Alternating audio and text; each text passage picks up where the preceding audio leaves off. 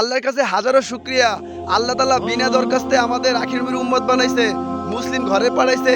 যদি আল্লাহ ইহুদি খ্রিস্টান বৌদ্ধ হিন্দুর ঘরে পাঠাইতো, এই যে পূজার দিন আসতেছে, আমরা বাঁশকে পূজা করতাম, কাদাকে পূজা করতাম, নেড়াকুড়াকে পূজা করতাম।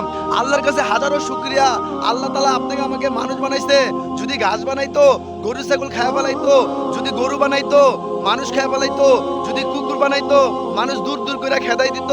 আল্লাহর কাছে হাজার হাজার কোটি কোটি শুকরিয়া, আল্লাহ তাআলা আপনাকে আমাকে মানুষ বানাইছে।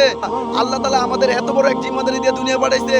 যারা আল্লাহকে চিনে না, নবীকে চিনে না, আল্লাহর দেওয়া জান, আল্লাহর দেওয়া সময় ব্যবহার করে দুনিয়ায়, কিন্তু আল্লাহকে চিনে না, তাদের আমরা আল্লাহমুখী করার জন্য আল্লাহ দুনিয়া পাঠাইছে। আপনাকে আমার আল্লাহর দেওয়া নিয়ামত খেতেছে, কিন্তু আল্লাহকে চিনে না। আল্লাহকে সেজা না দিয়া দেব দেবীতা মূর্তিকে পূজা করে, মুক্তিতে সেজা করে, সবচেয়ে বড় শিরক। আপনাকে আমাকে এত বড় দায়িত্ব দিছে, আমরা আল্লাহর দেওয়া জান, আল্লাহর দেওয়া সময় নিয়ে মাঠে ঘাটে সবাইকে আল্লাহমুখী দাওয়াত দিব। আল্লাহ আপনার মালিক, আল্লাহ আমার মালিক, আল্লাহ আমার স্ত্রী সন্তান মা বাপ সবকিছুর মালিক। ওই যেগুলোর পূজা করতেছেন এগুলো আল্লাহর গোলাম, নবীর উম্মত যার কাছে চাইতেছেন এগুলো আল্লাহর গোলাম। যদি চাইতে হয় আল্লাহর কাছে চান, কারণ আল্লাহ আপনার সমস্ত হাজত পুরা করতেছে। আপনি আমি এই পৃথিবীতে যারা আল্লাহর দেওয়া নিয়ামত খায়, আল্লাহকে চিনে না, তাদের আমরা আল্লাহমুখী করব। আল্লাহ সবকিছুর মালিক। দুনিয়া শুরুর আগে আল্লাহ ছিল। আল্লাহ চিরঞ্জীব সত্তা, আল্লাহর সমাপেক্ষী কেউ নাই, কেউ নাই। আল্লাহ কারো জন্ম দেয় নাই, জন্ম নেয় নাই। আল্লাহর স্ত্রী সন্তান ছেলে মেয়ে কেউ নাই, কেউ নাই।